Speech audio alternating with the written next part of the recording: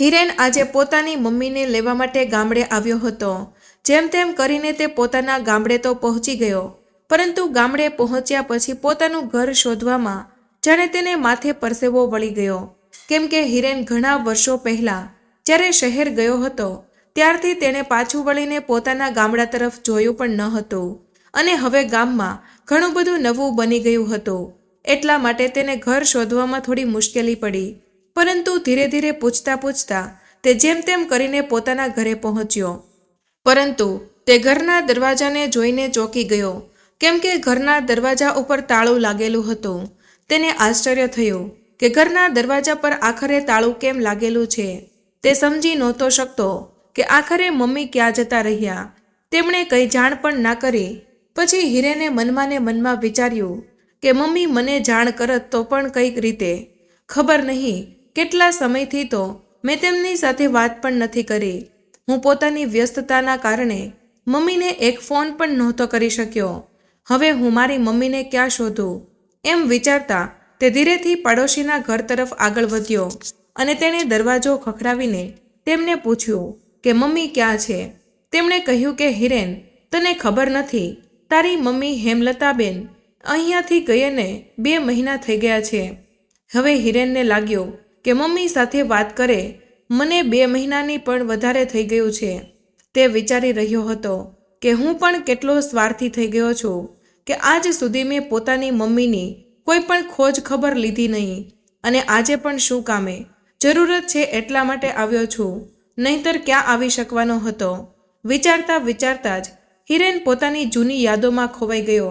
પપ્પાના અચાનક એક્સિડન્ટ બાદ મમ્મી ઉપર જાણે દુઃખનો પહાડ તૂટી પડ્યો હતો। મમ્મીએ પોતાના માતા પિતા સાથે લડાઈ ઝઘડા કરીને 12મા ધોરણ સુધી ભણાવવાનું પૂરું કર્યું હતું, જે આજે તેમના થોડાક કામ આવી ગયું। તેમણે પોતાની થોડીક જમીન ખેડવા માટે આપી દીધી અને પોતે ત્યાં જ એક સ્કૂલમાં શિક્ષિકાની નોકરી ચાલુ કરી દીધી હતી। પપ્પાના ગયા પછી ગામવાળાઓએ અથવા તો એમ કહી લો કે પરિવારવાળાઓએ પણ મમ્મી ઉપર કેટલો દબાવ કર્યો હતો કે મમ્મી બીજા લગ્ન કરી લે, પરંતુ મારી મમ્મીએ કોઈનું પણ સાંભળ્યું નહીં, અને તેણે અમારા બંને ભાઈ બહેનના જીવનના ઘડતર માટે કેટલીક સખત મહેનત કરી હતી। બિચારીએ કેટલું દુઃખ સહન કર્યા, શું ન કર્યું અમારા બંને માટે। ક્યારેય પણ મને અને મારી બહેનને કોઈ પણ પ્રકારની કમી મહેસૂસ થવા દીધી નહોતી। જ્યારે અમારા બંને ભાઈ બહેનનું ગામમાં ભણતર પૂરું થઈ ગયું ત્યારે મમ્મીએ શહેરમાં હોસ્ટેલમાં રાખીને અમને આગળ ભણાવ્યા। મોટી બહેન હિનાએ પોસ્ટ ગ્રેજ્યુએશન સુધી અભ્યાસ કર્યો અને તેના માટે એક ખૂબ જ સુખ સંપન્ન પરિવાર શોધીને ધૂમધામથી તેના લગ્ન કરાવી નાખ્યા। ત્યારબાદ મમ્મી પાસે એમનો એકમાત્ર આશરો એવો હું બચ્યો હતો।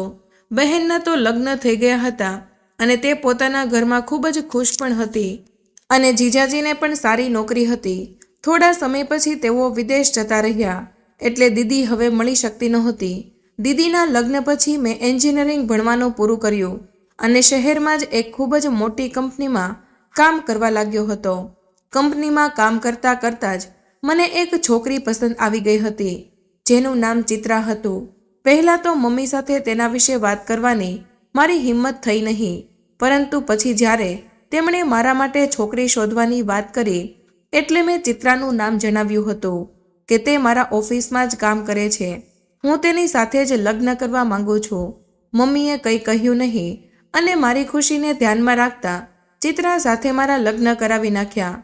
લગ્ન બાદ થોડા સમય સુધી અમે લોકો ગામડે જ રહ્યા, અને થોડા સમય પછી હું ચિત્રાને પોતાની સાથે શહેરમાં લઈ ગયો।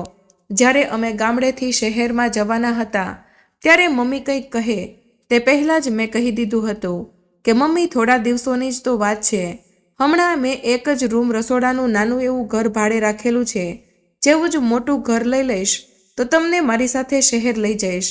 મમ્મીએ હસતા મોઢે માથું હલાવ્યું, જેવી તારી મરજી બેટા, પરંતુ જે રીતે તેમણે પોતાનું માથું હલાવ્યું હતું તેના પરથી લાગતું હતું કે જાણે તેમને પહેલીથી જ આભાસ થઈ ગયો હતો કે હું કદાચ ક્યારેય પણ તેમને પોતાની સાથે નહીં લઈ જાઉં।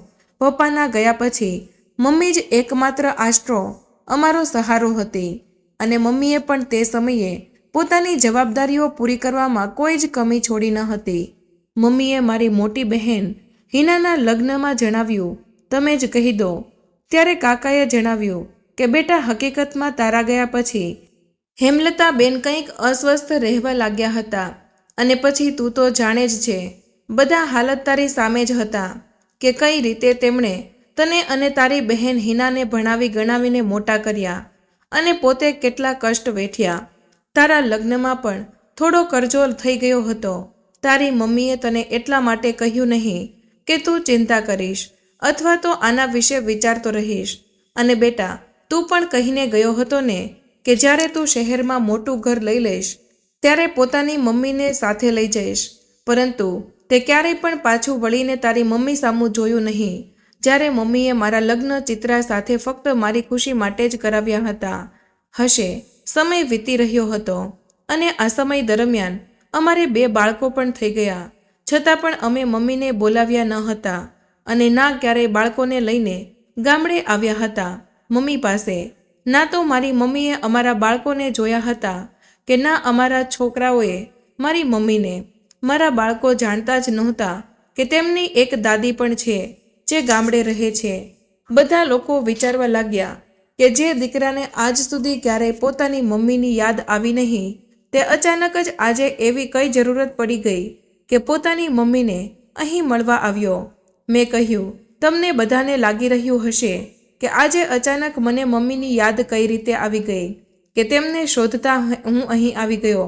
આજે મમ્મીને મળવા આવવામાં પણ અમારો જ સ્વાર્થ છે. હકીકતમાં હું અને ચિત્રા બંને નોકરી કરીએ છીએ. જ્યાં સુધી અમે બંને એકલા છીએ ત્યાં સુધી તો ઠીક હતું. ત્યારે ક્યારેય કોઈ સમસ્યા થઈ નહીં. પરંતુ અમારા બાળકો થયા પછી હવે અમે બાળકોને કોની પાસે મૂકીએ અને કઈ રીતે રાખીએ, આ તો ખૂબ જ મોટી સમસ્યા હતી. કેમ કે અમે બંને નોકરી ચાલુ રાખવાના હતા. પછી ખૂબ જ વિચાર્યા સમજ્યા પછી એમ નક્કી કર્યું કે અમે પોતાના બાળકોને બેબી કેર સેન્ટરમાં મૂકી આવીશું.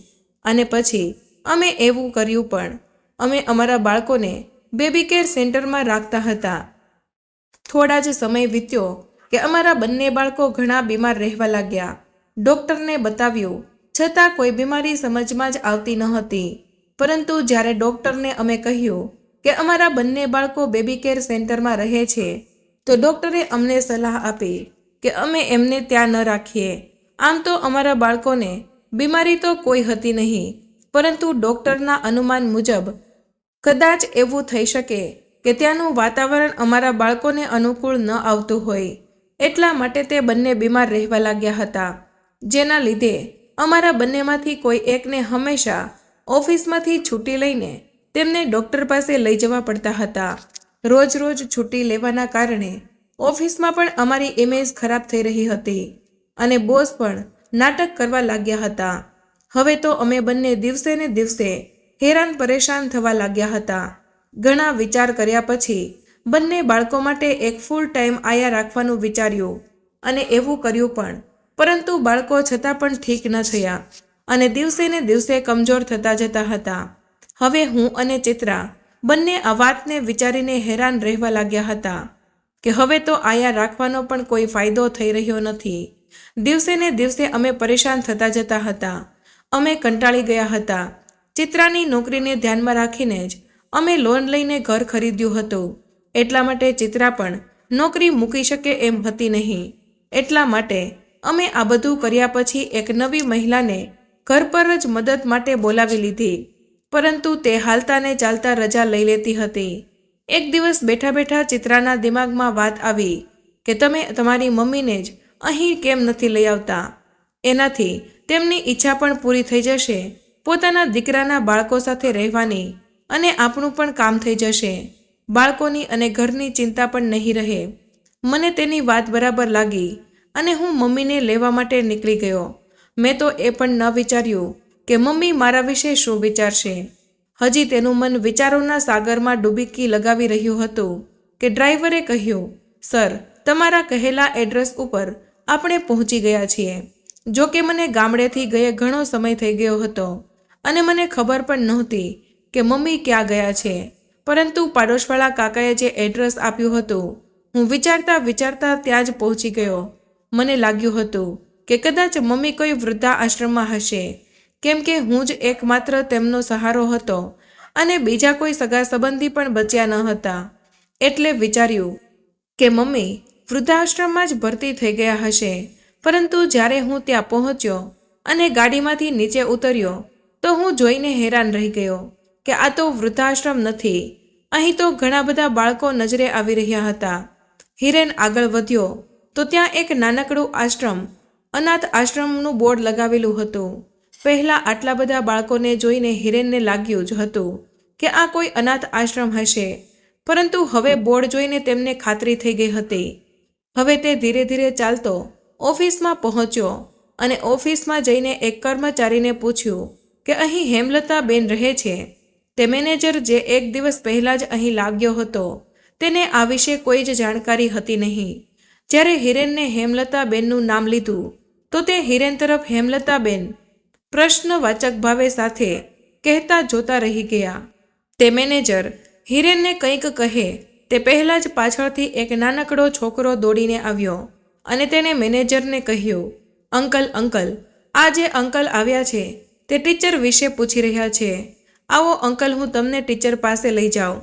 હિરેન તરફ જોતા જ તે છોકરો બોલ્યો, અંકલ ચાલો, હેમલતા મેડમ પોતાના રૂમમાં હશે.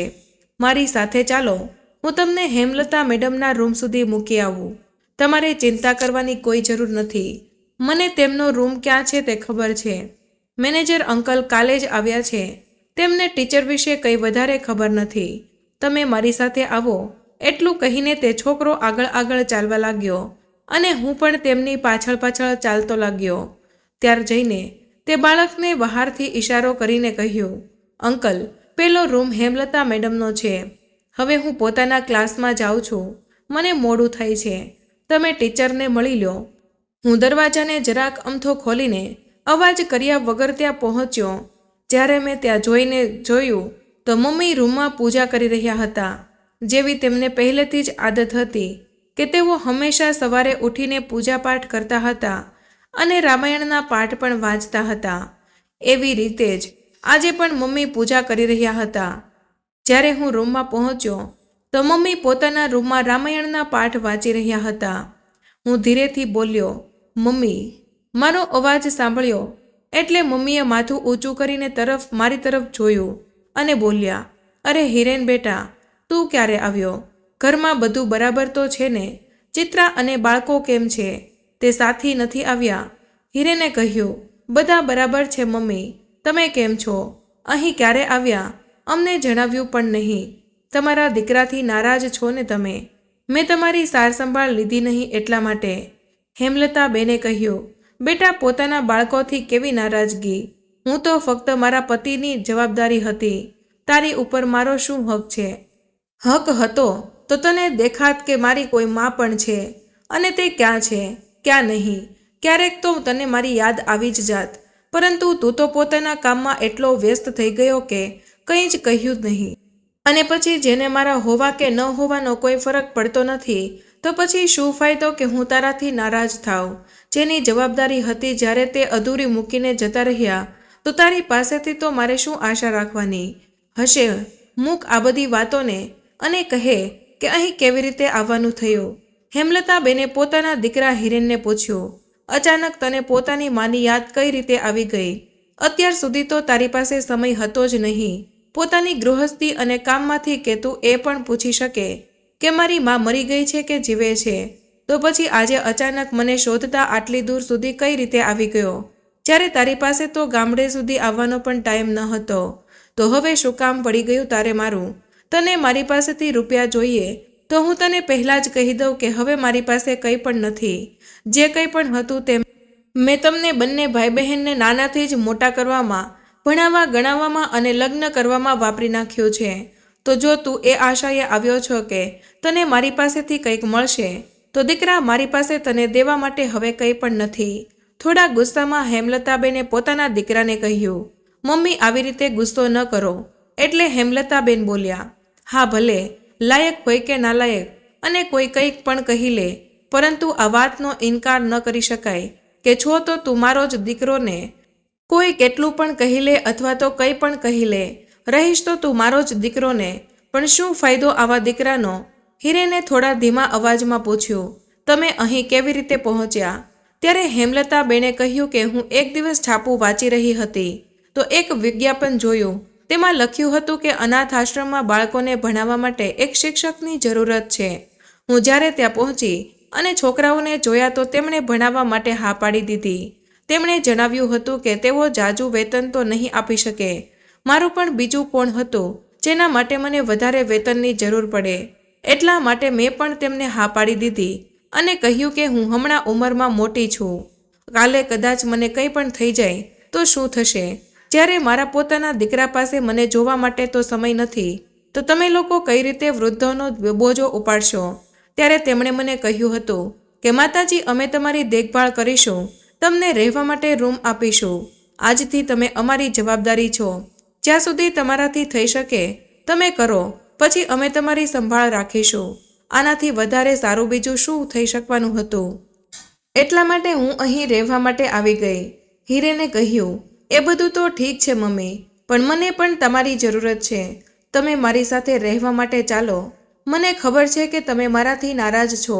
જાણે અજાણે મેં તમને ઘણું દુઃખ આપ્યું છે. હું એ પણ સારી રીતે જાણું છું કે મારા માટે તમે શું મહેસૂસ કરી રહ્યા છો.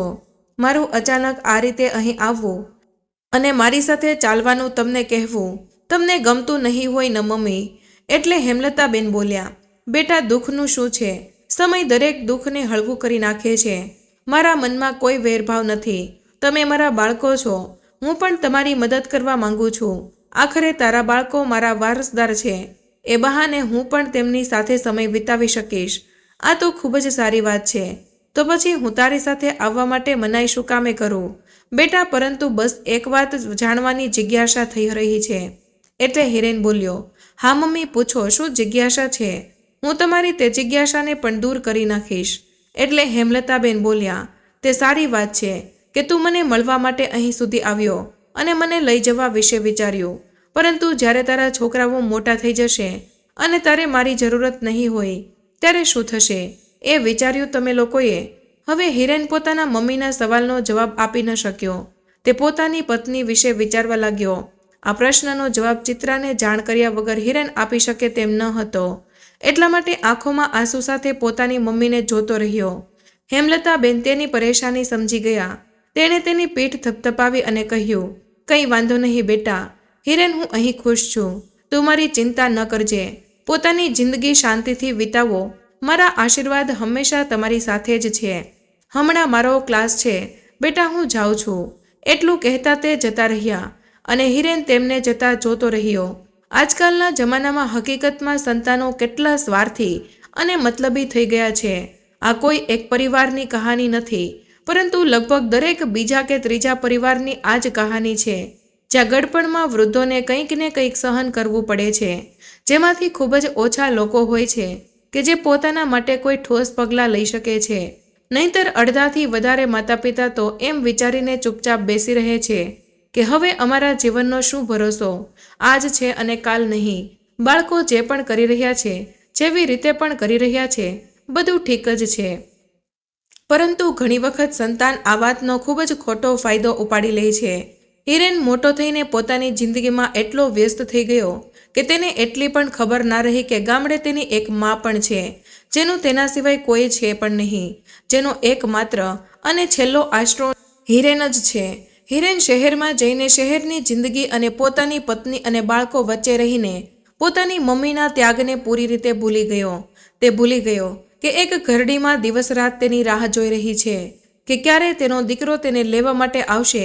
પરંતુ થાકીને જ્યારે તે મા આશા છોડી દે છે કે હવે મારો દીકરો પાછો આવશે, તો આખરે તે પોતાના માટે એક આશરો શોધી લે છે જે કમસે કમ જીવનના અંતિમ દિવસોમાં તેનો સાથ આપશે અને તે અનાથ બાળકોની સાથે તેમનું મન પણ લાગેલું રહેશે. દીકરાના આટલા મોટા દગા પછી પણ તેમાં તેની બધી જ ભૂલોને માફ કરવા માટે પણ તૈયાર હતી. પરંતુ હજી પણ તેનો દીકરો એ નિશ્ચય નહોતો કરી શકતો કે તે પોતાની મમ્મીના અંતિમ દિવસો સુધી તેને પોતાની સાથે રાખશે. એ ફક્ત ત્યાં સુધી જ રાખશે જ્યાં સુધી તેને પોતાના છોકરાઓ માટે એક આયાની જરૂર છે. આજે પણ આટલા વર્ષો પછી હિરેન પોતાની માને મળવા કે શોધવા માટે નહીં, પરંતુ રૂપિયા વગરની મફતની આયાને શોધવા માટે આવ્યો હતો, જે કોઈ પણ પગાર લીધા વગર તેના બધા જ કામ કરી શકે, જેના પર નિશ્ચિત થઈને તે પોતાના છોકરાઓની જવાબદારી મૂકી શકે. અને આ વાત હેમલતાબેન પણ સારી રીતે સમજી ગયા હતા. એટલા માટે તેમણે આવો નિર્ણય લીધો. હિરેનના મમ્મીએ જે નિર્ણય લીધો તે યોગ્ય હતો કે નહીં તે કમેન્ટમાં જરૂર જણાવજો. અને મિત્રો, તમને અમારી વાર્તા કેવી લાગી તે પણ કમેન્ટમાં જરૂર જણાવજો. પસંદ આવી હોય તો લાઈક અને તમારા મિત્રો સાથે શેર કરજો. ચેનલ પર નવા હોય તો ચેનલને સબસ્ક્રાઇબ કરવાનું ભૂલશો નહીં. મળીએ એક નવા વિડીયોમાં. ત્યાં સુધી સ્વસ્થ રહો, મસ્ત રહો.